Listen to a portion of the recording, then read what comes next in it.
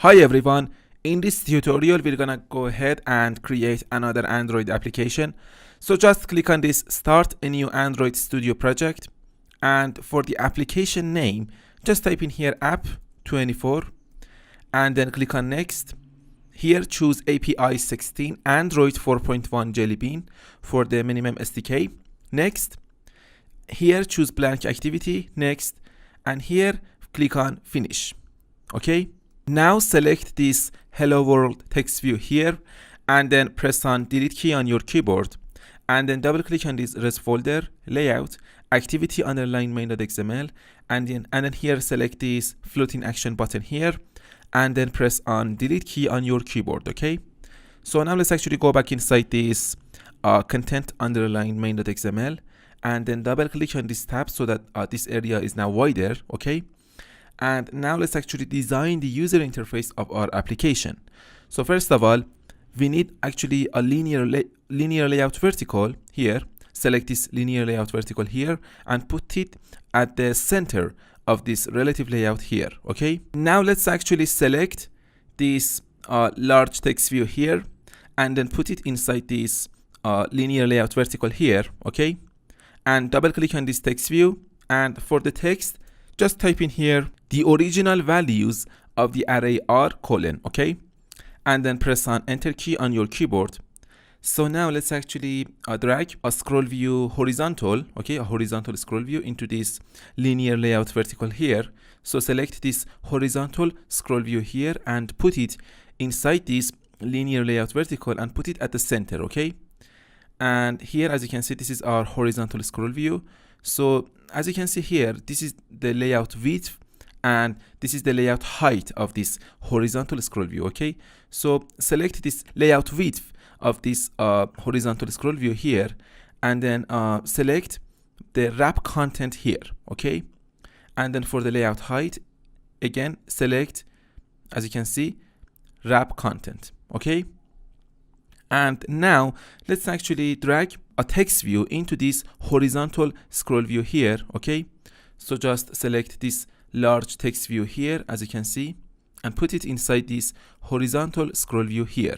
Okay, and now let's actually select the this text view here, double click on it and delete the text of this text view, and for the ID just type in here txt array values. Okay, and then press on enter key on your keyboard. Okay, so now let's actually select another large text view here, as you can see, and put it inside this linear layout vertical here. Okay, just put it at the center of this linear layout vertical. Okay, as you can see, I made a mistake and put it at the right of this linear layout vertical, so I just need to select it and put it at the center of this linear layout vertical and double click on it. Okay, and for the text just type in here the average value is colon.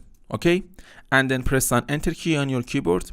So now let's actually select another large text view and put it at the center of this linear layout vertical here. Okay, as you can see, this is the center, and double click on it, delete the text of this text view, and for the ID just type in here txt average value. Okay, and then press on enter key on your keyboard. Okay, so now let's actually go back inside this main activity.java file here and select these lines of code that are actually related to the options menu, and then here select this block of code that is actually related to the floating action button, and then press on delete key on your keyboard. Okay, so now we can actually put our own codes here. So here I just paste in some lines of code, and then I'll explain to you what's going on here. Okay, so here as you can see, first of all, I actually created an object from this text view class txt array values, and here I referred to the name of this ID. Okay, txt array values, and here I actually declared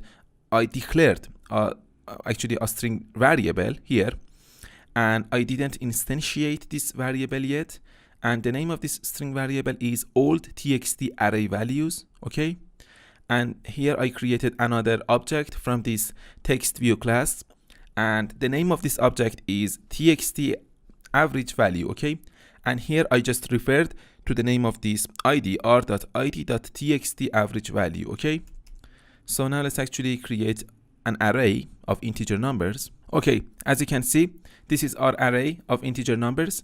This is actually a one-dimensional array. Okay, and the name of this array is int array, and here I specified these values. Okay, and then I assign these values to this array. Okay, so now let's actually create a for loop here. So as you can see here, this is my for loop, and inside the parentheses of this for loop, first of all, I created a variable of type integer, and then I assigned the value 0 to this variable, and here I specified that until the value of this index variable is less than the value of the length of this int array, then this loop is going to be executed. And here I actually incremented this value by 1. Okay, after each execution of this for loop, the value of this index variable is going to be incremented, okay, by 1. And now it's going to be incremented by 1. Okay, and here inside of the for loop, as you can see, we have actually instantiated this variable, okay, old txt array values. Here we created this, actually we declared this string variable in line 19, and here in line 25, inside of this for loop, we actually decided to instantiate this variable. So old txt array values assignment operator, txt array values dot get text dot to string. Here I am actually getting the text of these txt array values, and here I am actually converting this value to a string value, and here I am actually assigning that value to these old txt array values here. Okay, and here I just referred to the name of this txt array values here dot set text old txt array values plus int array. As you can see, int array is actually this array that we actually created in line 22, and inside the brackets of this array I just referred to the name of this index here. So int array sub index. So for example, for the first time that this loop is going to be executed, the value of this index variable is 0. So it's going to actually go inside of the index 0 of this array, and then it's going to actually give me this value. Okay, and here I just I concatenated this value with this string value. Actually I put in a space here, and now let's actually run our project and see what happens. So as you can see here, now our application is actually running on this emulator, and here we can see the original values of the array, and these values are actually inside of this horizontal scroll view, and I can actually scroll to the left in order to see the other values. Okay, so let's actually go back inside this content underline main.xml, and here I need to click on this clear cache here, and now I can just select this horizontal scroll view, and for the layout height I can just assign the value number 50. Okay, I can just select this and assign the value number 50, and let's actually run our project again and see what happens. As you can see here, now our application is running on the simulator, and here if I scroll to the left we can see these values here. Okay, so hopefully that makes sense. And now let's actually go back inside this main activity.java file here, and here let's actually add some lines of code here. Okay, first of all, let's actually create a method here. So here I just paste in this method, and then I'll explain to you what's going on here. Okay, so as you can see here, this is our method, and the access modifier of this method is public. The return type of this method is integer, and the name of this method is get the average value. Okay, and here we have a special type of argument. Okay, this is actually an array, okay, of integer numbers, and we could actually add unlimited numbers as an argument to this method. Okay, as an argument, and let's see how we can use that. Okay, first of all, inside of this method, as you can see, I actually created a variable of type integer, and the name of this method, the name of this variable is actually total value, and then I assigned the value 0 to this variable. Okay, and then here I created an enhanced for loop. So for, and inside the parentheses of this for loop I specified, first of all, I actually created a variable of type integer value colon numbers. So this value here is actually going to iterate over the values that are inside of this numbers array.